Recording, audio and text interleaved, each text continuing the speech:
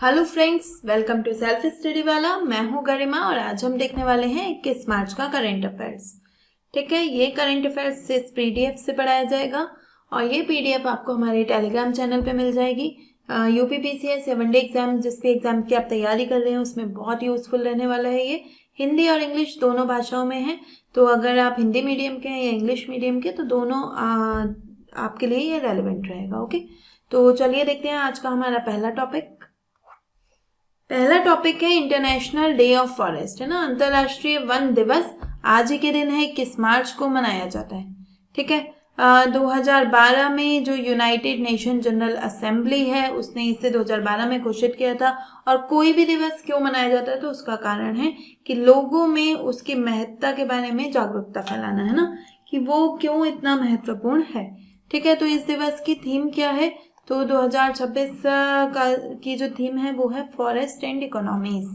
ठीक, कि ये जो हमारे वन हैं, ठीक, ये केवल वन नहीं है, ये केवल हमें अच्छा एनवायरनमेंट, पर्यावरण ही नहीं देते, बल्कि हमें हमारी जो इकोनॉमिक बैकबोन है, जो अर्थव्यवस्था की रीढ़ है, वो है ये। ठीक है, मतलब बहुत सा अर्थव्यवस्था के लिए जो भी चीज़ें आवश्यक होती हैं, बहुत सारी चीज़ें हमें इनसे मिलती हैं। जैसे फॉर एग्जाम्पल पेपर है ना, लकड़ी है, ये सब हमें किससे मिलती है? वनों से मिलती है।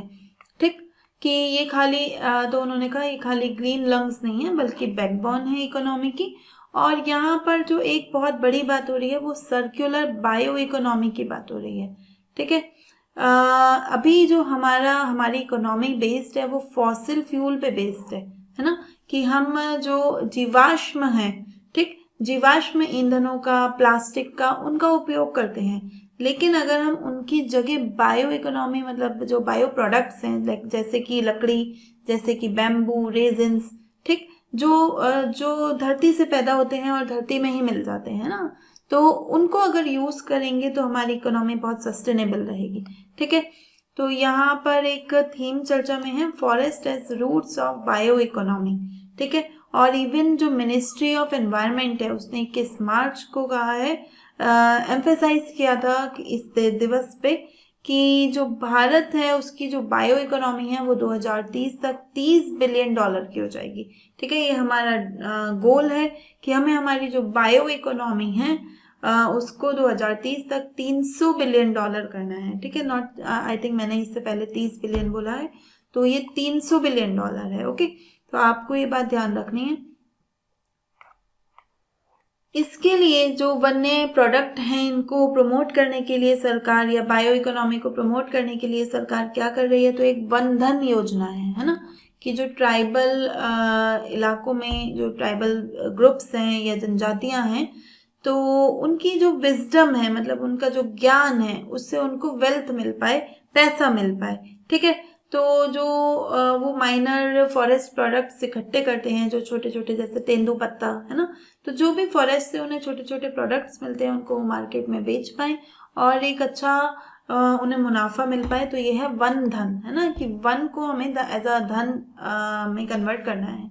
ठीक है, इसके अलावा सरकार की एक स्कीम है नगर वन प्रोजेक्ट या नगर वन योजना। इसमें हम जो शहरी क्षेत्र हैं उसमें 1000 अर्बन फॉरेस्ट लगाए जाएंगे। ठीक है, आपने देखा है कि जैसे ही सर्दी का मौसम शुरू होता है या नॉर्मली भी, तो शहरी क्षेत्रों में जो पॉल्यूशन है वो एक सीमा से बहुत अधिक हो जाता है। इस बार दिल्ली में तो AQI 500 को भी पार किया है ना। तो ऐसी स्थिति से कौन बचा सकता है? हमें फॉरेस्ट ही बचा सकते हैं। तो ये, और इवन अर्बन एरिया में जो हम फॉरेस्ट लगाते हैं ना, उसके लिए एक मियावाकी टेक्निक भी फेमस है। ठीक है, क्वेश्चन आया हुआ है, ठीक, कि जो अर्बन एरियाज हैं उनमें हम कैसे बहुत छोटे एरिया में बहुत सघन तरह से वन लगा सकते हैं। ठीक, तो उसी तरह की एक परियोजना है कि हमें 1000 वन लगाने हैं नगर वन योजना के तहत। इसके तहत ग्रीन इंडिया मिशन चल रहा है हमारा, जो हमारा NAPCC है, national action plan for climate change. उसके तहत जो 8 मिशन है उसमें एक मिशन है ग्रीन इंडिया मिशन, है ना। उसका जो टारगेट है वो ये है कि जो हमारा फॉरेस्ट कवर है उसको 5 मिलियन हेक्टेयर में फैलाना है। इसके अलावा एक मिष्टी स्कीम चल रही है, मिष्टी में एम फॉर मैंग्रोव्स। ठीक, तो जो मैंग्रोव्स हैं, इसकी जो फुल फॉर्म है mangrove initiative for shoreline habitat and tangible income. ठीक। तो मेनली क्या है इसका जो मोटिव है वो ये है कि मैंग्रोव जो वन है, ठीक है, उनको प्रमोट करना है, उनको उनका संरक्षण करना है, ताकि उससे जो वहाँ के लोकल लोग हैं जो उन पे डिपेंडेंट है उनको आजीविका के अवसर मिल सके। ठीक है। तो मेनली ये काम कर रही है सरकार वनों को बढ़ावा देने के लिए, बायो इकोनॉमी को बढ़ावा देने के लिए। ठीक। और हमारा लक्ष्य क्या है कि ये जो बायो इकोनॉमी है इसे 2030 तक $300 बिलियन करना है ना, $300 billion.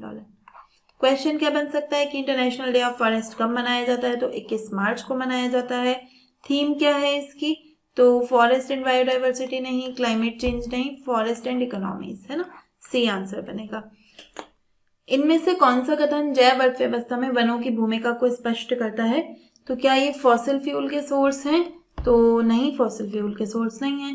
Provider of renewable raw material, है ना, ये है बायो इकोनॉमी, कि हमें इनसे जो भी चीजें मिलती हैं, जैसे रेजिन मिला तो वो वापस पेड़ बड़ा होगा तो फिर से हमें मिल जाएगा। वुड है ना, आप एक नया पेड़ लगा दो तो फिर से लकड़ी मिल जाएगी। तो ये जो हमें रॉ मटेरियल देते हैं वो रीन्यूएबल है ना, इसी वजह से तो हमारी बायो इकोनॉमी इस पे बेस्ड होगी, तो वो सतत हो पाएगी। ठीक है। तो रिप्लेसमेंट ऑफ ऑल, है ना, ऑल से ये कट गया। ठीक है। अगर ऐसा होता है कि औद्योगिक जो इंडस्ट्रियल सेक्टर्स हैं या इंडस्ट्रियल सोर्सेज है उनका अल्टरनेटिव प्रोवाइड कराता है तो हम इसे ठीक मान सकते थे, लेकिन उसको रिप्लेस कर देगा तो ऐसा नहीं है। ठीक है। टिम्बर प्रोडक्शन पे लिमिटेशन कि खाली टिम्बर प्रोडक्शन तक ही लिमिटेड है, तो ऐसा नहीं है। ठीक। तो आंसर बनेगा इसका B, provider of renewable raw materials. Next topic है हमारा कि आप देख रहे होंगे कि मार्च का महीना चल रहा है और नॉर्थ इंडिया में काफ़ी ठंड बढ़ गई है। ठीक है। एक्चुअली क्या हुआ कि फरवरी तक अच्छे से ठंड पड़ी, फिर मार्च जैसे ही शुरू होता है तो इतनी गर्मी अचानक से हो गई कि स्वेटर रखने के साथ साथ एसी चलाना पड़ा। ठीक। तो इतनी ठंड, मतलब अचानक से ही गर्मियाँ आ गई और लोग उन गर्मी को फील ही कर पा रहे थे कि ऐसे अनएक्सपेक्टेड गर्मी पड़ रही है मार्च में, अनयूजुअल टाइप की, और अचानक से मौसम करवट लेता है और एकदम ठंडा हो जाता है। ठीक है। तो ऐसा क्यों हो रहा है ना, क्यों इतनी ठंड फील हो रही है? तो और इवन जो 20 मार्च है उसको दिल्ली में 6 साल में सबसे कोल्डेस्ट मार्च रिकॉर्ड किया गया है ना, कि जितना तापमान होता है उससे 10 डिग्री कम तापमान था। ठीक। तो ऐसा क्यों हो रहा है? तो इसके लिए एक फिनोमेना जिम्मेदार है, उसका नाम है वेस्टर्न डिस्टर्बेंस। ठीक है। तो वेस्टर्न डिस्टर्बेंस, काफ़ी इंटेंस वेस्टर्न डिस्टर्बेंस देखने को मिल रहा है इस रीजन में, और वो इस समय पे काफ़ी अनयूजुअल सा है ना मार्च के महीने में। तो हम इसे समझेंगे कि इसमें अनयूजुअल क्या है। तो उससे पहले हमें देखना होगा कि वेस्टर्न डिस्टर्बेंस क्या होता है। ठीक है। तो पहले वेस्टर्न डिस्टर्बेंस समझते हैं। तो वेस्टर्न डिस्टर्बेंस है एक्स्ट्रा ट्रॉपिकल स्टॉर्म। ठीक। तूफान एक तरह का अतिरिक्त उष्ण कटिबंधीय, मीन्स जो उष्ण कटिबंध है उनसे अलग क्षेत्र में, है ना, ऊपरी क्षेत्रों में ये उत्पन्न होता है। कहाँ पे? अगर हम पर्टिकुलर एरिया की बात करें तो मेडिटेरियन रीजन में, जो भूमध्य सागर है वहां पर इसकी उत्पत्ति होती है। ठीक है। तो होता क्या है कि देखो ये क्यों उत्पन्न होता है, मैं आपको बताती हूँ। जो ऊपर का एरिया है, जो आर्कटिक का क्षेत्र है, वहां पे है ठंडा एयर मास, है ना, ठंडी पवनें हैं। ठीक है। और जो यहाँ पे इक्वेटर है, भूमध्य रेखा है, वहां पे है गर्म एयर मास, तो गर्म पवनें आ रही हैं। ये बीच में भूमध्य सागर वाला जो इलाका है ना, वहां पे आके ये दोनों मिल जाते हैं एयर मास। ठीक है। तो अब ये दो विपरीत परिस्थिति के एयर मास मिलेंगे तो क्या हो रहा है? चक्रवात का जन्म होगा। ठीक है।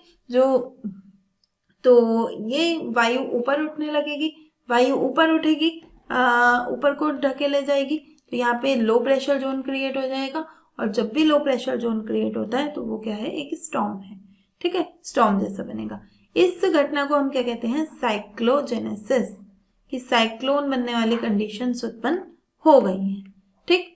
तो अब क्या होता है कि अब ये साइक्लोजेनेसिस हुआ तो साइक्लोन बनेगा इस रीजन में।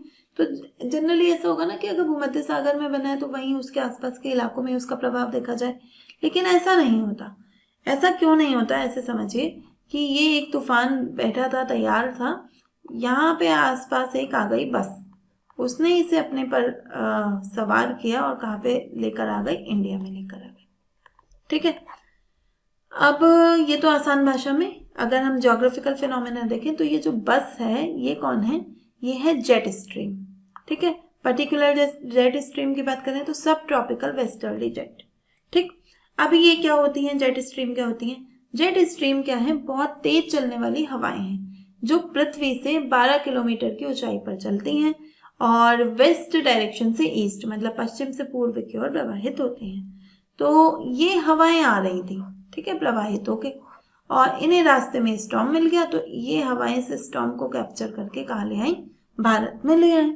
ठीक है, अब जब ये भारत में आ रहा था तो इसे रास्ते में कौन कौन मिला, ईरान, अफगानिस्तान, पाकिस्तान, ये सारे इलाके मिले हैं।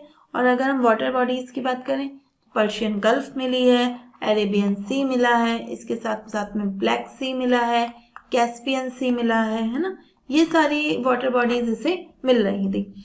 अब वाटर बॉडीज अगर तूफान को मिलती हैं तो क्या होता है, आर्द्रता ग्रहण होती है। देखो जो भी साइक्लोन्स होते हैं ना, वो एक तरह से स्पॉन्ज की तरह काम करते हैं। स्पॉन्ज क्या होता है, जैसे आप किसी स्पॉन्ज को पानी के ऊपर रखिए तो क्या होगा, वो सारा पानी सोख लेता है ना। इसी तरह से ये जो लो प्रेशर जोन है वो अगर किसी वाटर बॉडी से के पास से गुजरेंगे तो उसकी आर्द्रता को सोख लेते हैं। ठीक है, तो वहां से ये आर्द्रता ग्रहण कर लेते हैं और जो तूफान जितनी ज्यादा आर्द्रता ग्रहण करता है उतना ही मजबूत होता जाता है। तो अब ये बहुत ज्यादा स्ट्रांग हो चुके हैं। अब देखिए क्या होता है, ये भारत की ओर आ रहे थे, ठीक है, भारत से निकल के भी ये सीधे ही चले जाते हैं ना, कुछ नहीं कहते, लेकिन रास्ते में इन्हें कौन मिल गया, हिमालय पर्वत। ठीक, हिमालय पर्वत से टकराए तो ये हवा ऊपर उठने लगी। हवा जैसे जैसे ऊपर उठेगी तो कैसी होती जा रही है, ठंडी होती जाएगी। और जब हवा ठंडी होती है तो उसकी सापेक्षिक आर्द्रता बढ़ती जाती है। सापेक्षिक आर्द्रता जैसे जैसे बढ़ते बढ़ते 100 पे पहुंचेगी तो क्या होगा, उसका प्रेसिपिटेशन हो जाएगा। ठीक है, प्रेसिपिटेशन हो जाता है तो मतलब बारिश हो जाएगी, है ना। प्रेसिपिटेशन दो तरह से होता है, एक स्नोफॉल के रूप में, एक रेनफॉल के। तो जो हिली एरियाज है तो वहां पे क्या होती है, स्नोफॉल होने लगती है, और जो मैदानी इलाके हैं वहां पे क्या होने लगती है, रेनफॉल होने लगती है, बारिश होने लगती है। ठीक है, तो आपने देखा होगा कि जो सर्दियां आती हैं तो उसमें जो ठंडे इलाके हैं हमारे, कुल्लू मनाली शिमला, यहाँ पे स्नोफॉल होती है। ठीक है, और जो सर्दियों में मैदानी इलाकों में दिल्ली, यूपी, वेस्टर्न यूपी, इन जगहों पे जो बारिश होती है वो किसकी वजह से होती है, वो इसी वेस्टर्न डिस्टर्बेंस की वजह से होती है। ये जो वर्षा है ना, ये रबी की फसल के लिए बहुत ही अच्छी मानी जाती है ना, क्योंकि पूरी फसल, रबी की फसल की जो सिंचाई है वो इस पे डिपेंड करती है, यहाँ से जो पानी मिलता है। ठीक, तो ये सब चलता रहता है, तो कोई इशू नहीं है, सब बढ़िया से चल रहा था। और वेस्टर्न डिस्टर्बेंस कई बार आया बीच में, और स्नोफॉल हुआ, रेनफॉल हुआ। लेकिन जनरली क्या होता है, जैसे जैसे गर्मी बढ़ने लगती है ना, तो ये वेस्टर्न डिस्टर्बेंस कमजोर होने लगता है और नॉर्थ की साइड में शिफ्ट होने लगता है, उत्तर दिशा में। ठीक, तो ज्यादातर ऐसे होता है कि हमें अक्टूबर से ये दिखने शुरू होगा वेस्टर्न डिस्टर्बेंस। नवंबर, दिसंबर, जनवरी में बहुत इंटेंस वेस्टर्न डिस्टर्बेंस देखने को मिलते हैं कई बार, और फिर धीरे फरवरी में कम हो जाते हैं, और मार्च में, शुरुआती मार्च के दौर पे ये एकदम से रुक जाते हैं। ठीक, लेकिन अब क्या हुआ कि अब मार्च का आखिरी है ना, अब हम ये 15 तारीख के आगे आ चुके हैं, तो एंड ऑफ द मार्च लगभग शुरू हो गया है। तो इस समय पे वेस्टर्न डिस्टर्बेंस का दिखना बहुत ही रेयर था, और वो भी इतना इंटेंस वेस्टर्न डिस्टर्बेंस। ठीक, तो एक तो ये चीज इसमें नई थी। दूसरा क्या है, जो वो जेट स्ट्रीम होती है ना, वो इस तरह से चलती है एक वेवी फॉर्म में। ठीक है, तो उसमें ये जो ट्रफ होता है, जो ये लोअर रीजन आपको दिख रहा है, इसे हम बोलते हैं ट्रफ। ठीक, ये लो प्रेशर जोन होता है, और जहां पे ये लो प्रेशर जोन होगा वहां स्टॉर्म जैसी कंडीशन उत्पन्न होगी। तो अब ये जो लो प्रेशर जोन है ये बहुत बड़ा, ऐसे मतलब इतना छोटे से नहीं, ऐसे स्ट्रेट सा बन गया है। ठीक है, तो अब ये ट्रफ जो है 1000 किलोमीटर लंबी स्ट्रेट लाइन का लो प्रेशर जोन बन गया है। जो पहले छोटे से इलाके में होता था वो 1000 किलोमीटर लंबे इलाके में है। मतलब इसमें अफगानिस्तान शामिल है, पाकिस्तान शामिल है, भारत शामिल है, तीनों देशों में ये है। और क्योंकि लो प्रेशर जोन है तो बहुत बड़े इलाके में है, तो यहाँ से क्या हो रही है, तूफान जैसी स्थिति, मतलब एक बारिश जैसी स्थिति बन रही है। ठीक है, और देखिए क्या होता है कि जब भी ऐसे वेस्टर्न डिस्टर्बेंस आता है ना, तो हमारे तापमान में हमें 7-8 डिग्री सेंटीग्रेड की गिरावट देखने को मिलती है।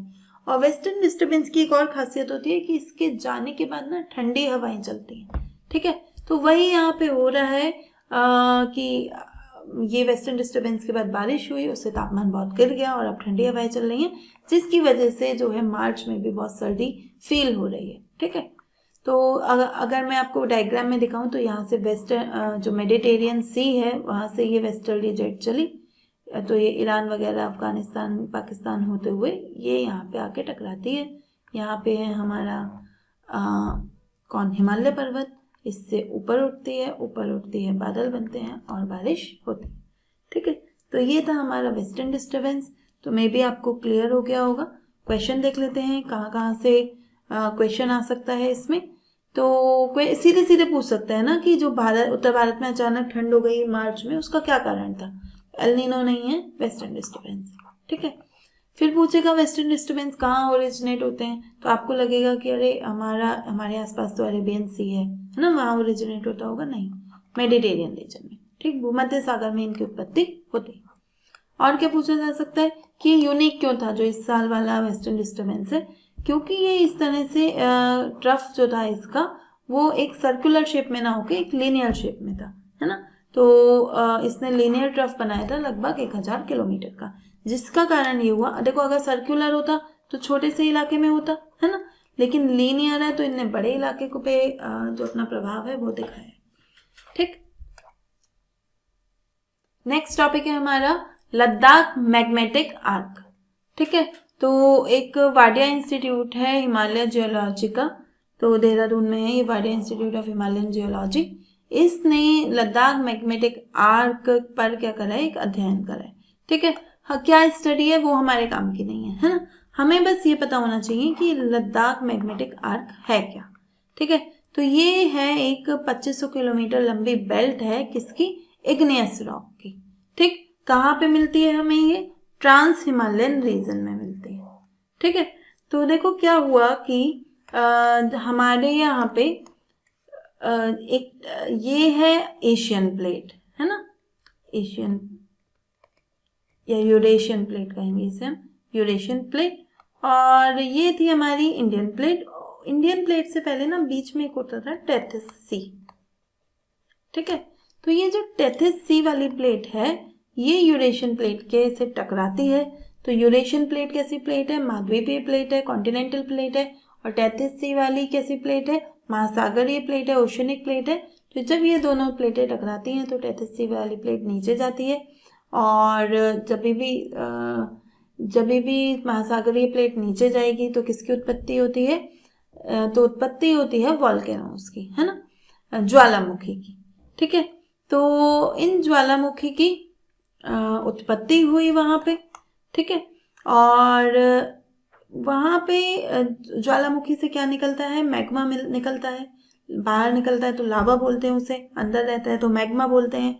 तो इन लावा से जो चट्टानें बनी वो है हमारी इग्नियस रॉक। तो हमारी ये जो थ्योरी है ना, जो हमें ये 2500 किलोमीटर की बेल्ट मिली लद्दाख मैग्मेटिक आर्क की, ठीक है, अभी नहीं मिली है, पहले से मौजूद है। तो उस पर जो अध्ययन चल रहे हैं ये हमारी थ्योरी को और मजबूत करते हैं, ठीक है। तो कब बनी थी ये प्लेट, तो जुरासिक से इयोसीन के बीच में बनी है। कहाँ पे मिलती है, तो एक इंडस सचल जोन है और एक श्योक सचल जोन है, उनके बीच में मिलती है। यहाँ पे अगर हम देखें तो ये न्यू दिल्ली है, इसके ऊपर ही क्या होगा, श्रीनगर में ये आपको दिख रहा है इंडस सचल जोन, ठीक है, सॉरी श्रीनगर नहीं, लद्दाख। तो ये इंडस सचल जोन और इंडस सचल जोन के बीच में है श्योक सचल जोन, ठीक है। इसका ये जो बीच का इलाका है, ठीक, ये है हमारा लद्दाख मैग्नेटिक जोन, ठीक, या आर्क कह सकते हैं, ठीक है। तो कैसे बना है ये मैंने आपको बता ही दिया है कि टेथिस सागर की जो प्लेट है, महासागरीय प्लेट, वो नीचे जाती है यूरेशियन प्लेट के, और फिर उसके नीचे जाने से इसकी उत्पत्ति होती है, ठीक है। इसका महत्व क्या है, अब उन्होंने रिसेंट क्या स्टडी की है ना, वो थोड़ी टेक्निकल है तो उसमें हमें नहीं जाना, ठीक है, वहां से हमारे क्वेश्चन नहीं बनेंगे, लेकिन उस स्टडी का महत्व क्या है ना।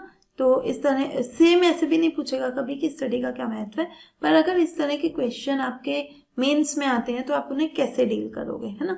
तो एक तो सबसे पहला कि ये जो हमारी एक थ्योरी है कि हाँ लद्दाख जो में पहले एक वॉल्केनिक आइलैंड चेन पाई जाती थी, है ना, वॉल्केनोस पाए जाते थे, तो उसको कंफर्म करती है, ठीक, कि हाँ पाए जाते थे। फिर यहाँ पे हमें मिलते हैं क्रिटिकल मिनरल्स। देखो ये जो होता है ना लावा पृथ्वी के अंदर से जो चट्टाने हैं, मॉल्टन रॉक्स हैं, वो बाहर आ रही हैं, तो उन चट्टानों में है क्रिटिकल मिनरल्स, बहुत सारे महत्वपूर्ण खनिज, जिन खनिजों के लिए हम विभिन्न देशों पे डिपेंडेंट है। तो अब अगर हमें पता चल रहा है कि हाँ यहाँ पे वॉल्केनिक रॉक्स हैं, तो उन रॉक्स में से वो खनिज हमें मिल सकते हैं। तो जैसे क्या क्या, कॉपर मिल सकता है, गोल्ड, सिल्वर, मॉलिब्डेनम, ठीक है, तो इस तरह के खनिज हमें वहां से मिल सकते हैं। और ये खनिज जो हैं वो ग्रीन टेक्नोलॉजी, मतलब जो हम नवीकरणीय, जैसे हमें आपको सोलर पैनल ही बनाना है ना, तो वहाँ पे इन सब चीज़ों की आवश्यकता होती है, इन खनिजों की आवश्यकता होगी। और अगर हमें भारत को आत्मनिर्भर बनाना है तो हमें अल्टरनेटिव सोर्सेस खोजने पड़ेंगे। तो ये जो पूगा वैली है ये लद्दाख में ही स्थित है, ठीक, तो यहाँ पे हमारे लिए जियोथर्मल एनर्जी के भी रास्ते खुल सकते हैं, ठीक है। तो क्वेश्चन क्या आ सकता है कि जो लद्दाख का मैग्नेटिक आर्क है वो किससे बना है, तो इग्नियस रॉक से बना है, आग्नेय चट्टानों से बना है, ठीक है। किसकी वजह से बना है, तो जो टेथिस प्लेट है, वो टेथिस सी वाली महासागरीय प्लेट, वो नीचे गई है यूरेशियन प्लेट के, ओके, तो वहां से ये बना है। नेक्स्ट टॉपिक क्या है हमारा, जो कालिंजर फोर्ट है, कालिंजर फोर्ट यूपी में है ना, तो आपके लिए मोस्ट इम्पोर्टेंट हो जाता है ये। कालिंजर फोर्ट को नेशनल जियो हेरिटेज साइट घोषित किया गया है, मतलब ये राष्ट्रीय भू विरासत स्थल है। किसने घोषित किया है, तो जियोलॉजिकल सर्वे ऑफ इंडिया इसे घोषित करता है। ये जो जियोलॉजिकल सर्वे ऑफ इंडिया है ना, ये किस मंत्रालय के अधीन आता है, मिनिस्ट्री ऑफ माइंस के, ठीक है। मे बी ये लिखा नहीं है, मुझे अचानक से ध्यान आया, तो आप इसे नोट कर लेंगे। जो हमारा खनिज मंत्रालय है, ठीक है, उसके अधीन आता है ये। तो इसने इसको, जो हमारा कालिंजर फोर्ट है, जो कालिंजर का किला है, उसको भू विरासत स्थल घोषित किया है। तो ये यूपी का पहली जियो हेरिटेज साइट है ना, इसलिए आपको ध्यान रखनी है, एग्जाम में पूछी जा सकती है, ठीक है। दूसरा आपको इसकी लोकेशन भी ध्यान रखनी है, कहाँ पे है ये, बांदा डिस्ट्रिक्ट में, यहाँ से भी क्वेश्चन बन सकता है, ठीक है, कि हाल ही में कालिंजर पोर्ट को जीएसआई स्टेटस मिला है, मतलब जो हमारा भू विरासत स्थल है उसका स्टेटस मिला है। तो ये कौन से जिले में स्थित है, ठीक है, तो बांदा जिले में, ठीक है।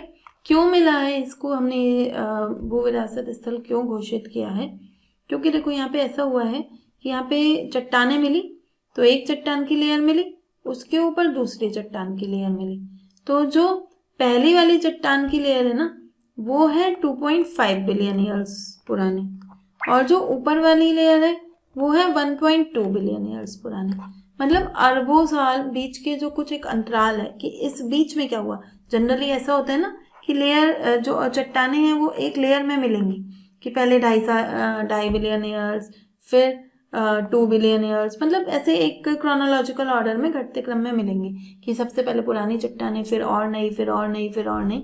यहाँ पे ऐसा कुछ नहीं हुआ, पहले बहुत पुरानी चट्टानें और अचानक से एक दूसरी नई चट्टानें, बीच की चट्टानें जो हैं वो गायब हैं, ठीक है। तो ये क्यों गायब हैं, ये एक रेयर जियोलॉजिकल फिनोमेना है ना, ऐसा जनरली होता नहीं है। अगर हमें कहीं पे चट्टानें मिलती हैं तो एक टाइम के एक क्रोनोलॉजिकल मैनर में ही मिलती हैं, ठीक। तो यहाँ पे ये देखने को मिल रहा है, इसको हम बोलते हैं अपैर्कियन अनकन्फर्मिटी, ठीक है। तो अपैर्कियन अनकन्फर्मिटी यहाँ पे देखने को मिली है, तो इस वजह से इसको क्या दिया गया है, ये स्टेटस दिया गया है, ठीक है। तो क्यों, मतलब इस स्टेटस को देने से क्या होगा कि अब इसका संरक्षण किया जाएगा, ठीक है, इस पे स्टडीज होंगी, संरक्षण होगा, और हमें पता चल पाएगा कि क्या मसला है, ठीक। तो लगभग 1.3 बिलियन ईयर्स का इतिहास यहाँ से गायब है, ठीक है। अब आप कहोगे कि भूगोल में से इतिहास कैसे गायब हो गया, मीन्स कि भूगोल में दो चट्टानों के बीच में और चट्टानें भी होनी चाहिए थी, इनके बीच के सालों की चट्टानें हैं ना, उस समय पे जो परिवर्तन आए होंगे, लेकिन वो चट्टानें नहीं मिली, तो वो चट्टानें कहाँ गई, ये एक मिस्ट्री है, ठीक है। तो अब हम इस पे इसका संरक्षण करेंगे। यहाँ पे जो आसपास ऐसे माइनिंग की एक्टिविटीज होती हैं, खनन की, ठीक है, या फिर कुछ ऐसे अनकंट्रोल्ड कंस्ट्रक्शंस होते हैं जो इसको नुकसान पहुंचा सकते हैं, तो उनको रोकेंगे अब, ठीक है। तो जियोलॉजिकल हेरिटेज साइट क्या होती हैं, जीएसआई के द्वारा घोषित की जाती हैं। उनमें कोई यूनिक जियोलॉजिकल या जियोमॉर्फोलॉजिकल या मिनरोलॉजिकल मतलब भूवैज्ञानिक, भूआकृतिक या उनका कोई खनिजीय महत्व होना चाहिए। जैसे इसका क्या महत्व है, इसमें एक हिस्ट्री गायब है ना, एक 1.3 बिलियन ईयर्स के बीच की चट्टानें हमें यहाँ पे नहीं मिली, तो ये इसलिए ये महत्वपूर्ण है। ठीक है, हमारे लिए काम का क्या है, क्या क्वेश्चन आ सकता है, हाल ही में कालिंजर फोर्ट को क्या डिक्लेयर किया गया है, नेशनल पार्क नहीं, जियोलॉजिकल साइट। ठीक है, किस डिस्ट्रिक्ट में है, तो बांदा डिस्ट्रिक्ट में। नेक्स्ट टॉपिक है हमारा रानी अवंतीबाई लोधी। ठीक, तो हाल ही में 20 मार्च को रानी अवंतीबाई लोधी की एक पुण्यतिथि थी, तो उस दौरान इनको याद किया गया। क्या है, वहां से क्वेश्चन आ सकता है। इनका संबंध है 1857 के रिवॉल्ट से। पहले थोड़ी सी कहानी समझ लेते हैं। तो मध्य प्रदेश में इनका जन्म होता है और फिर इनकी शादी होती है मध्य प्रदेश में एक, जहाँ पे मांडला डिस्ट्रिक्ट है ना, वहाँ पे रामगढ़। ठीक, तो रामगढ़ एक छोटा एरिया, वहाँ के राजा विक्रमादित्य सिंह से इनकी शादी होती है। ठीक है, तो शादी के बाद क्या हो जाती है, इनके पति बीमार होते हैं, उनकी मृत्यु हो जाती है और छोटे छोटे से पुत्रों को छोड़ के वो चले जाते हैं। ठीक, तो अब क्या होगा कि उन नाबालिग बच्चों को जब उनकी सत्ता देनी होती है कि वो राजा बनेंगे, तो ब्रिटिश क्या कर देते हैं, मना कर देते हैं कि भाई डॉक्ट्रिन ऑफ लैप्स है, अगर अभी तुम्हारे बच्चे बड़े नहीं हैं तो हम क्या करेंगे, तुम्हारे जो रामगढ़ है उसको, उस पे कौन शासन करेगा, मतलब हम एक कोर्ट ऑफ वार्ड अपॉइंट करेंगे और एक ब्रिटिश एडमिनिस्ट्रेटर होगा, वो यहाँ पे शासन करेगा और फिर जब बच्चे बड़े हो जाएंगे तब देखा जाएगा। ठीक है, तो एक तरह से उसको अपने में मिलाने का प्रयास करते हैं। तो रानी अवंतीबाई मना कर देती हैं, बोले नहीं भाई ऐसे नहीं चलेगा, हमारा राजपाट है, हम अपने आप संभालेंगे। तो क्या होता है कि रानी 4000 सैनिकों की एक टुकड़ी, एक आर्मी जमा करती है और बैटल होती है, बैटल ऑफ खेड़ी है ना, खेड़ी का युद्ध। उसमें ये ब्रिटिश सेना से स्वयं उसको युद्ध को लीड कर रही होती है और अच्छी बात यह है कि भाई उन्हें हरा देती है और ब्रिटिश को रामगढ़ रीजन से वापस जाना पड़ता है, तो एक बहुत अच्छी बात हुई यहाँ पे। लेकिन ब्रिटिश फिर से आते हैं, वो अपनी हार से बौखलाए हुए होते हैं और एक बड़ी ताकत के साथ, बड़ी फोर्स के साथ फिर से रामगढ़ के किले पर आते हैं। तो रानी को पता चल जाता है कि भाई बहुत बड़ी फोर्स है, अब ये लड़ाई मैं जीत नहीं पाऊंगी। तो वो देवहरीगढ़ के हिल्स पे जाती है और वहाँ पे उस रियलाइज हो जाता है कि मेरी हार निश्चित है, तो अंग्रेजों के समक्ष हार मानने से बेहतर है वो अपनी जान ले लेती हैं अपनी ही तलवार से। ठीक है, तो एक तरह से जो ये रानी है, पहली बार इन्होंने हराया था, बहादुरी प्रस्तुत की थी, तो इन्हें याद किया गया। ठीक है, तो अब देखो आपसे ना इस तरह के क्वेश्चन एग्जाम में आ सकते हैं कि रानी अवंतीबाई लोधी कौन से मूवमेंट से संबंधित थी, तो 1857 की। ठीक है, रानी अवंतीबाई कहाँ की रानी थी, तो रामगढ़ की। ठीक, अब आपको ये लगेगा कि भाई इतना बड़ा इतिहास है, उसमें रानी अवंतीबाई तो हमने इतनी ज्यादा सुनी भी नहीं, वहां से क्वेश्चन आ जाएगा। वो आपको जब पूरा पेपर आपको मिलेगा ना, तो वो आपको हिस्ट्री का लग रहा होगा, लेकिन एक्चुअल में वो हिस्ट्री का नहीं है, एक्चुअल में वो करंट अफेयर्स का क्वेश्चन है। ऐसा कई बार होता है कि अगर आप इतिहास के प्रश्नों को उठा के देखो तो कोर हिस्ट्री से क्वेश्चन तो आते ही हैं, लेकिन जो नॉन कोर एरियाज हैं, है ना, जो चर्चा में नहीं रहते, जिनके बारे में हम पढ़ते नहीं, बुक्स में भी बहुत ज्यादा नहीं लिखा होता, वहां से क्वेश्चन आ जाता है। तो वहां से क्वेश्चन कब आता है, जब वो टॉपिक कहीं ना कहीं करंट अफेयर्स में है। ठीक है, तो अब आपका ये कर्तव्य है कि भाई इसे ढंग से पढ़ो और अगर ये आपकी बुक में है तो वहां जाके इसको हाईलाइट भी कर लो कि ये इस साल के जो भी परीक्षाएं हैं उनके लिए इम्पोर्टेंट है। ठीक है, नेक्स्ट टॉपिक देखते हैं हम। हमारा नेक्स्ट टॉपिक है डाइमिथाइल ईथर टेक्नोलॉजी। ठीक है, ये डाइमिथाइल ईथर टेक्नोलॉजी क्या है, तो पहले तो समझते हैं कि टेक्नोलॉजी क्या है ना, फिर आएंगे कि न्यूज क्या है। ठीक, तो डाइमिथाइल ईथर क्या होता है, देखो ये इसका स्ट्रक्चर है ना, केमिकल स्ट्रक्चर, जिसके बीच में भी ओ लगा होता है ना, वो ईथर होते हैं और CH3 का नाम होता है मिथाइल। ठीक है, क्योंकि एक कार्बन है तो एक कार्बन से बना है मिथाइल, तो 2 बार मिथाइल लग गया, CH3 तो बन गया डाइमिथाइल और बीच में O है तो ईथर। ठीक है, पूछा नहीं जाएगा, कई बार ऐसे केमिस्ट्री में क्वेश्चन आ जाता है ना, डाइमिथाइल ईथर का स्ट्रक्चर बताओ, तो मैंने यहाँ पे ले लिया है। ठीक, तो एक कलरलेस रंगहीन गैस है। ठीक है, इसको आसानी से द्रवित करा जा सकता है, एक स्थान से दूसरे स्थान तक पहुंचाया जा सकता है, और इसकी जो प्रॉपर्टीज है ना वो एलपीजी से मिलती हैं। जो लिक्विड पेट्रोलियम गैस है हमारे घर में सिलेंडर्स में आती है, उस एलपीजी से इसके गुण मिलते हैं। तो अगर हम क्या करें, जो एलपीजी का सिलेंडर है उसमें कुछ मात्रा में इसको ब्लेंड कर दें, है ना, मिला दें, तो ज़्यादा फर्क नहीं पड़ेगा, है ना। हमें ये आसानी से उसके साथ मिलकर एज अ फ्यूल कार्य करती है, और इवन उसके लिए हमें कुछ सिलेंडर में चेंज नहीं करना, अपने स्टोव्स में चेंज नहीं करना, तो आराम से इन दोनों को मिक्स किया जा सकता है। अब इस समय पे तो भाई ये बहुत महत्वपूर्ण है ना। क्यों है, पहले इसे समझ लेते हैं। प्रोडक्शन कहाँ से होता है इसका, बहुत सारे तरीके हैं ना। कोयले से भी बना सकते हैं, नेचुरल गैस से भी बना सकते हैं, बायोमास से भी बना सकते हैं, और जो हमने CO2 कैप्चर किए है ना, जो कैप्चर करते हैं फैक्ट्रीज में, तो जो CO2 कार्बन कैप्चरिंग, उस CO2 से भी बन सकती है ये, ठीक है। क्लीन होती है, इसमें सूट नहीं होता, पर्टिकुलेट मैटर्स नहीं होती, नाइट्रोजन ऑक्साइड्स का जो एमिशन है वो बहुत कम होता है, ठीक है। अब हमारे लिए इस समय काम के क्यों है कि भाई एलपीजी की जो सप्लाई है वो थोड़ी सी कम हो गई है, ठीक है। अब एलपीजी की सप्लाई कम होगी तो क्या होगा, एलपीजी सप्लाई कम होने की वजह से और देखो यहाँ पे एक और बात ध्यान रखनी है कि ऊर्जा संकट तो उत्पन्न हो गया है, लेकिन जो अभी ये युद्ध है ना, अभी पता नहीं कि ऊंट कौन सी करवट बैठेगा, है ना, कि कब तक लंबा चलेगा, और ये जो एक डिस्ट्रप्शन हुआ है सप्लाई चेन में, ये बना रहेगा या शीघ्र इसके कम होने के चांसेस हैं। तो हम एलपीजी का एज अल्टरनेटिव सोर्स ढूंढ सकते हैं, ना, कि मतलब अगर हमें ये भी मिल गया कि हाँ इस गैस को एलपीजी में मिला लो, तो भी तो आपकी कम एलपीजी यूज होगी ना, तो आप कुछ एलपीजी की जगह पे ये डाईमिथाइल ईथर मिला लोगे, है ना। तो वहां पे आत्मनिर्भरता के लिए ये गैस बहुत काम आने वाली है, ठीक है। तो ये तो हमने गैस के बारे में समझ लिया। अब जो हमारा CSIR है ना, CSIR उसकी जो नेशनल केमिकल लेबोरेटरी है पुणे में, उसने इसकी एक टेक्नोलॉजी डेवलप की है कि इसे बहुत आसानी से बनाया जा सकता है ना। बनाने के तो बहुत सारे तरीके हैं लेकिन मुश्किल है। तो उन्होंने बताया कि एक टी राजा हैं जो चीफ साइंटिस्ट थे, जो इस प्रोजेक्ट को लीड कर रहे थे, तो उन्होंने कहा कि भाई हम इंडिजिनसली बना सकते हैं इसको, कॉस्ट इफेक्टिव है, बहुत महंगी नहीं है, और बहुत एफिशिएंटली ये मेथनॉल से क्या बना देता है, डाईमिथाइल ईथर बना देता है। तो अगर हम डाईमिथाइल ईथर बना लें, उसको एलपीजी में मिक्स करके सिलेंडर में भर दें, ठीक है, तो कुछ मात्रा में तो हमें कम एलपीजी चाहिए होगी, है ना, तो वहां पे ये हेल्पफुल हो सकता है। क्वेश्चन क्या आ सकता है कि डीएमई को कौन सी गैस के साथ ब्लेंड करते हैं, तो एलपीजी के साथ। नेक्स्ट टॉपिक है हमारा रास लाफान एलएनजी फैसिलिटी, ठीक है। एलएनजी मतलब लिक्विड नेचुरल गैस, ठीक।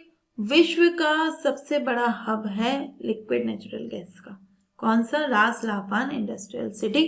कहाँ पर है, मोस्ट इम्पॉर्टेंट है, पूछ लिया जाएगा कहाँ पे है, तो ये सिटी है हमारा कतर में, ठीक। यहाँ पे कहीं शायद लिखा नहीं है सॉरी, ये कतर बोल्ड होने से रह गया, ठीक है।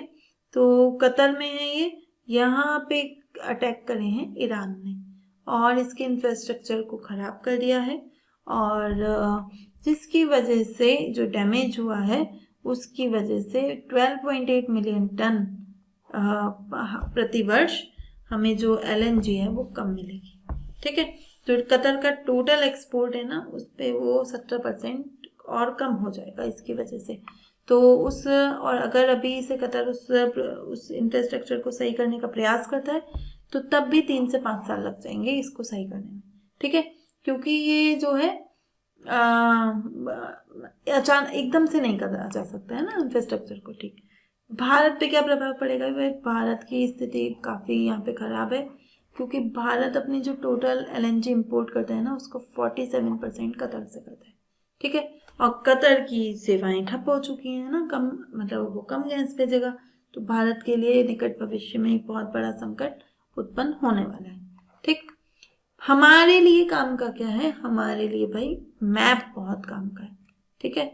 ये जो मैप है ना, इसको रट के जाना है अगले साल भर तक, जो भी परीक्षाएं होंगी उनमें से एक क्वेश्चन तो मान लो डेफिनेटली पूछा ही जाएगा, ठीक है, कि वेस्ट एशिया में इन देशों को उत्तर से दक्षिण लगा लो, पूर्व से पश्चिम लगा लो, ये देश कहाँ है, किस किस से बाउंड्री साझा करता है ना। इस तरह के क्वेश्चन आपको देखने को मिल सकते हैं। तो चलिए देख लेते हैं। यहाँ पे है यमन और ओमान, ठीक है। यमन से थोड़ा सा ऊपर जाएंगे तो ये बड़ा सा जो ये जो अरब देश है उनमें सबसे बड़ा है सऊदी अरब, ठीक है। फिर सऊदी अरब की सीमाएं लगती हैं जॉर्डन से, ठीक। यहाँ पे इजराइल आ गया।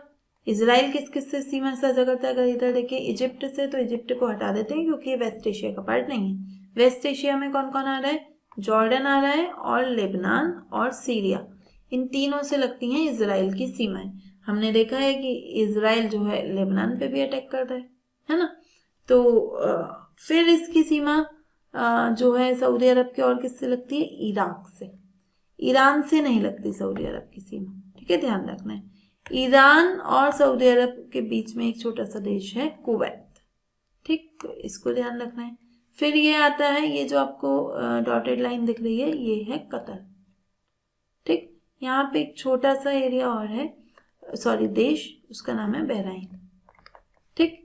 ये वाला जो पेनिनसुला सा है ये है यूएई, ठीक। और ये जो है पर्शियन गल्फ, इसी वजह से इन्हें गल्फ कंट्रीज कहा जाता है। यहाँ पे है हमारी स्ट्रेट ऑफ हॉर्मुज।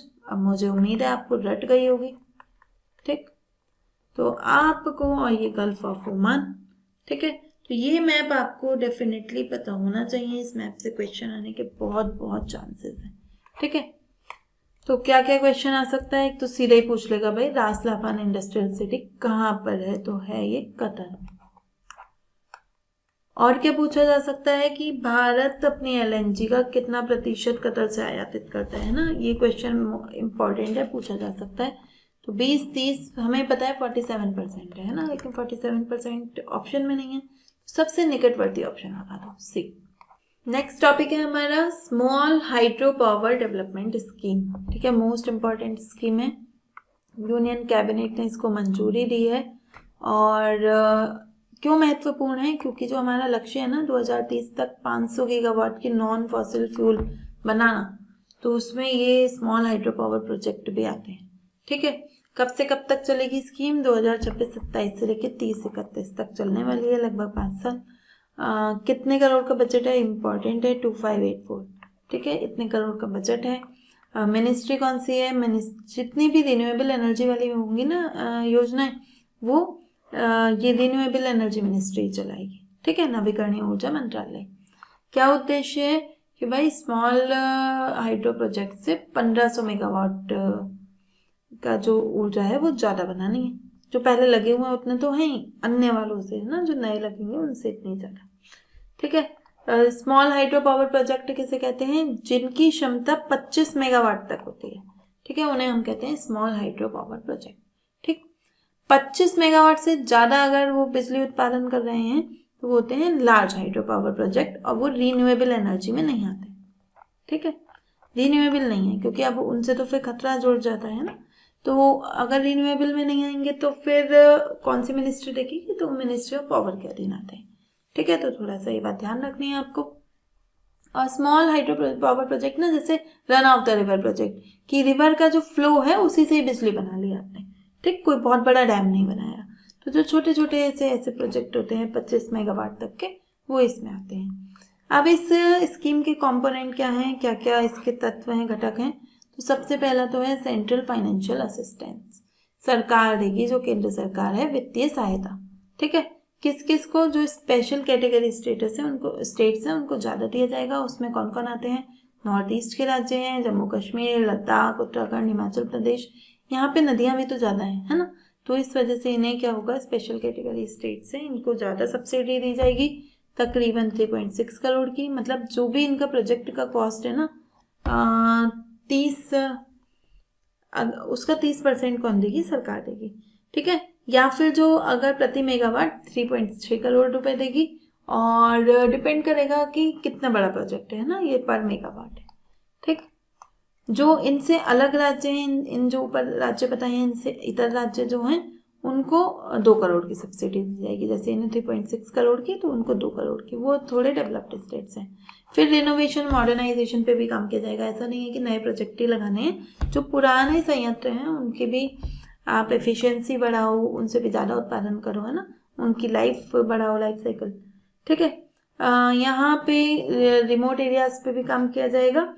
जो वाइब्रेंट विलेजेस हैं, है ना, दूर दराज के विलेजेस हैं, जो हमारे बॉर्डर कंट्रीज में स्थित विलेजेस हैं, वहाँ पे एक बड़ी समस्या क्या है ना, जैसे बॉर्डर एरिया पे हैं तो मेन लैंड से काफ़ी दूर है, और मेन लैंड से दूर होने की वजह से वहाँ पे इलेक्ट्रिसिटी नहीं पहुँच पाती। तो सरकार का उद्देश्य है भाई ऐसे छोटे छोटे प्रोजेक्ट्स से बिजली बनाओ और लोकल एरियाज में इलेक्ट्रिसिटी सप्लाई करो, है ना, रिमोट एरियाज में। तो यहाँ पे जो 1 मेगावाट से छोटे प्रोजेक्ट है ना, उनको भी लोकलाइज मतलब वहाँ पे लगाया जाएगा। ठीक है, क्वेश्चन क्या क्या आ सकता है कि स्मॉल हाइड्रो पावर प्रोजेक्ट कौन सी क्षमता से होते हैं, तो 25 मेगावाट से कम वाले, अप टू है ना, कब तक कहाँ तक के होते हैं। ठीक, तो देखो ये सभी आएगा, 10 मेगावाट भी इसमें है, 15 भी इसमें है, लेकिन वो पूछ रहा है कि अधिकतम किस क्षमता तक परिभाषित किया जा सकता है, तो आंसर बनेगा 25 मेगावाट। ठीक है, फिर आता है कि इस स्कीम के तहत बजट कितना है, तो 2584 करोड़ रुपए। ठीक है, तो ये ध्यान रखना है आपको। नेक्स्ट टॉपिक है हमारा कि जो सेंसस होने जा रही है 2027 में। ठीक है, सेंसस पे हम एक और टॉपिक भी पढ़ चुके हैं। ठीक, आपको उसमें क्या था, शुभांकर इशू किए थे, है ना, सेंसस 2027 के। आपको मुझे उनके नाम बताने हैं कमेंट बॉक्स में, उससे पता चलेगा कि आप लोग सीरियसली पढ़ाई कर रहे हो या नहीं कर रहे हो, आपको याद हैं चीज़ें या नहीं है। ठीक है, तो वो शुभांकर मैंने आपको बताए थे 2027 की सेंसस के, तो आप मुझे कमेंट बॉक्स में बताएंगे कि आपको याद है या नहीं है। ठीक, तो इसमें एक और खास बात हुई है सेंसस 2027 में कि 21 कैटेगरीज में डिसेबिलिटी को इसमें शामिल किया जाएगा। पहले से केवल 8 कैटेगरी को शामिल किया जाता था। ये 21 कैटेगरी जो right of person with disability act है उसमें शामिल है, तो इन्हें ही हम सेंसस में भी शामिल करेंगे ताकि एकदम सही डेटा मिले, है ना। अगर मान लो कि आपने अगर किसी व्यक्ति को कोई डिसेबिलिटी है और वो उसमें आंकड़े में शामिल ही नहीं है, तो फिर उसकी गणना ठीक से नहीं हो पाएगी। ठीक, तो ये ध्यान रखना है। क्वेश्चन क्या आ जाएगा, सीधा क्वेश्चन है ना कि सेंसस ने कितनी डिसेबिलिटी कैटेगरीज को शामिल किया है, तो 21 को। ठीक है, सेंसस किसके द्वारा कंडक्ट की जाती है, तो रजिस्ट्रार जनरल ऑफ इंडिया। ठीक, आपको ये ध्यान रखना है। ठीक है, जब तक ये सेंसस, अब देखो सेंसस वाले पे ना मैं एक स्पेशल लेक्चर भी लेकर आने वाली हूँ सेंसस पे स्पेसिफिकली, थोड़ा सा और इसको डेवलप होने देते हैं। तो सेंसस का जो टॉपिक है ना, अब वो इस साल के लिए बहुत बहुत ज़्यादा इम्पोर्टेंट हो गया। ठीक, तो आपको ये पता ही होना चाहिए कि कौन इस सेंसस को कराता है। ठीक है, इसे कौन आयोजित कराता है, कितने साल में आयोजित होती है। ठीक, तो हमें यहाँ पे आपको पता है कि ये कौन आयोजित कराता है, रजिस्ट्रार जनरल ऑफ इंडिया, या भारत के रजिस्ट्रार जनरल। कौन सी मिनिस्ट्री के अधीन आते हैं, होम अफेयर्स। ठीक, पहले भी बता चुकी हूँ ये बात, अच्छे से रट लेनी है। हर 10 साल में आयोजित की जाती है। 2021 में की जानी थी, लेकिन कोविड ईयर था, फिर चुनाव आ गए, तो ये लेट पे लेट होती गई और अब 2027 में आयोजित हो गई। ठीक है, नेक्स्ट टॉपिक है हमारा प्रीमियम 24 और premium 48 speed post delivery service शुरू हुई हैं। तो किसने शुरू किए हैं भाई, department of post, ministry of communication का डिपार्टमेंट है, डिपार्टमेंट ऑफ पोस्ट, उसने शुरू की है। ठीक है, काम क्या करेगा भाई, 24 घंटे वाली में है कि जब तुम स्पीड पोस्ट करोगे तो 24 घंटे के अंदर पहुंच जाएगा, नहीं पहुंचा तो पैसे वापस। ठीक है, ऐसे 48 आवर वाला स्पीड पोस्ट करोगे तो 2 दिन के अंदर पहुंच जाएगा। ठीक, और पूरी ट्रैकिंग होगी आपके शिपमेंट की, जीपीएस ट्रैकिंग होगी। जैसे आपने देखा होगा कि अगर आप डिलीवरी या फिर ब्लू डार्ट वगैरह से सामान मंगाते हैं तो आपको पता चलता रहता है कि आपका शिपमेंट कहाँ पे पहुंचा, लेकिन ऐसी कुछ सेवाएं स्पीड पोस्ट के साथ नहीं है। तो अब इसमें ऐसा नहीं है कि पूरी ट्रैकिंग होगी कहाँ कहाँ पे है सामान आपका, और इंश्योरेंस भी दिया जाएगा अगर सामान के साथ कुछ गड़बड़ होती है, खो जाता है, तो फिर आपको इंश्योरेंस कवर भी मिलेगा। ठीक है, रिफंड पॉलिसी मैंने आपको बताई दी कि अगर समय से नहीं पहुंचाया तो पैसे वापस। ठीक, ऑब्जेक्टिव क्या है, ऐसा क्यों करा है भारतीय पोस्ट ने, कि भाई प्राइवेट प्लेयर से कंपटीशन बहुत बढ़ गया है। आप देखिए, आप कुछ चीज़ ऑर्डर करिए, है ना, जो ई कॉमर्स प्लेटफॉर्म्स हैं अगले ही दिन आ जाती है। ठीक, तो ब्लू डार्ट, डिलीवरी, ऐसे जो हमारे पोस्ट मतलब डिलीवरी करने वाले एजेंसीज हैं, तो वो प्राइवेट एजेंसी, उनके साथ कंपटीशन बहुत काफ़ी बढ़ गया है। इसके बाद है वन डिस्ट्रिक्ट वन प्रोडक्ट का इंटीग्रेशन भी कर रहे हैं। जैसे कि क्या है कि जैसे मानो इस स्कीम के तहत क्या होता है कि हर डिस्ट्रिक्ट के एक प्रोडक्ट को प्रमोट किया जाएगा। ठीक है, तो यहाँ पे उन प्रोडक्ट की मानो सेल बढ़ी, तो अब उस प्रोडक्ट को हमें पहुंचाना है ना उसके बायर्स तक, तो वन डिस्ट्रिक्ट वन प्रोजेक्ट के तहत भी पार्सल डिलीवरी की जाएगी। ठीक है, इसके अलावा सरकार, जैसे अमेजोन है ना एक ई मार्केट प्लेस, ऐसे सरकार का भी एक ई मार्केट प्लेस है, उसका नाम है open network for digital commerce. ठीक, तो अगर सरकारी प्लेटफॉर्म है सामान खरीदने का, तो उसका सामान पहुंचाने की जिम्मेदारी भी किसकी है? तो कोई एक मतलब अब सरकार है तो फिर वो प्राइवेट सेक्टर के डिलीवरी सिस्टम यूज़ नहीं कर सकती ना, तो जब उसका अपना एक भारतीय पोस्ट है, ठीक, तो उसको उसके अकॉर्डिंग डेवलप करना चाह रही है। और फिर रेवेन्यू भी डाइवर्सिफाई होगा। ठीक है, अब कोई लोग मेल वगैरह तो भेजते नहीं, ठीक, तो अब वो उसके पास राजस्व कहाँ से आएगा? तो इस तरह की चीज़ों से आएगा। ठीक है, तो आपसे क्या पूछा जाएगा कि कौन सी मिनिस्ट्री का है? तो ministry, sorry not by ministry, कि किसने लॉन्च किया है? तो इंडियन पोस्ट ने। ठीक है, नेक्स्ट टॉपिक है हमारा मार्क लिंटन हिस्ट्री प्राइज है 2026 का। ठीक, तो ये मिला है, किसको मिला है? William Dalrymple. ठीक है, तो नाम ध्यान रखना है, विलियम डेलरिम्पल को मिला है। और ये इम्पोर्टेंट क्यों है हमारे लिए? क्योंकि इन्हें जिस बुक के लिए मिला है ना, ये हिस्ट्री का प्राइज है ना, जिन्होंने अच्छे से हिस्ट्री पे काम किया है उनको दिया जाता है। तो जो इन्होंने एक बुक लिखी है ना जिसके लिए इन्हें प्राइज मिला है, वो है the golden road, how ancient India transform the world. ठीक है, मतलब इसमें इंडिया के इतिहास की तारीफ की गई है। तो आपसे पूछ लेगा द गोल्डन रोड पुस्तक के लेखक कौन है? ठीक है, तो हाँ आ सकता है, और उन्हें अवार्ड भी मिला है सबसे बड़ा इतिहास का। ये जो हमारे मार्क लिंटन हिस्ट्री प्राइजेस है, ये एक बड़ा एक प्रोजेक्ट है, मतलब प्राइज है, अवार्ड है, एंथोनी लुकास प्राइज प्रोजेक्ट। इसके तहत बहुत सारे प्राइजेस दिए जाते हैं, उनमें से ही एक है ये हमारा मार्क लिंटन प्रोजेक्ट। ठीक है, तो क्या थी इस गोल्डन रोड की थीम? कि भाई जो इतिहास है भारत का, भारत जो है, भारत से आइडियाज गए हैं विश्व में, रिलीजन गया है, बुद्धिज्म, जैनिज्म, ये गए हैं, टेक्नोलॉजी गई है भारत से। ठीक है, 250 BCE से 1200 CE के बीच में लगभग 1000 साल बनते हैं। तो वहाँ पे बहुत सारी चीज़ें भारत से बाहर गई हैं। और गोल्डन रोड के बारे में भी बात की गई है, बोले जो चाइना की सिल्क रोड थी ना, उससे पहले भी भारत की एक रोड हुआ करती थी। ठीक, और क्या है ये मार्क लिंटन हिस्ट्री प्राइज में $10,000 मिलेंगे, और उन लोगों को दिया जाएगा जिन्होंने हिस्ट्री के सेक्टर में कुछ अच्छा काम किया है। ठीक, बाकी के कौन कौन से लुकास पुरस्कार हैं ये आप देख लेना, मेरे हिसाब से तो काम के नहीं है ना, लेकिन कई बार बुक्स वगैरह आ जाती हैं कि किसने लिखी है, तो आप एक बार पढ़ के देख लेना, मैंने इसमें डिटेल छोड़ दी। ठीक, तो मार्क लिंटन हिस्ट्री प्राइज किसने जीता है? तो आंसर बनेगा विलियम डेलरिम्पल। ठीक है, एक और अवार्ड से बहुत क्वेश्चन आते हैं ना, तो अवार्ड हमें कवर करने पड़ेंगे। BCCI नमन अवार्ड्स। ठीक है, BCCI नमन मतलब BCCI आपको नमन कर रहा है, जो पूरे देश के जितने भी खिलाड़ी हैं। ठीक है, तो 2024-25 में जिन्होंने अच्छा परफॉर्म किया है उनको ये पुरस्कार दिया जाएगा। 2006 में स्थापित हुआ था। ठीक है, हर साल दिया जाता है, किसके द्वारा? BCCI, board of control of India. ठीक है, इसके द्वारा ये दिया जाता है। क्या है इसमें खास बातें? इसके तहत जो पुली उमरीगर अवार्ड दिया गया है मेन के में, वो दिया है शुभमन गिल को। ठीक है, कि वो सर्वश्रेष्ठ अंतर्राष्ट्रीय क्रिकेटर हैं। और अगर महिला में देखें तो स्मृति मंधाना को। ठीक है, तो स्मृति मंधाना इस समय वर्ल्ड की सबसे अच्छी महिला अंतर्राष्ट्रीय क्रिकेट प्लेयर है।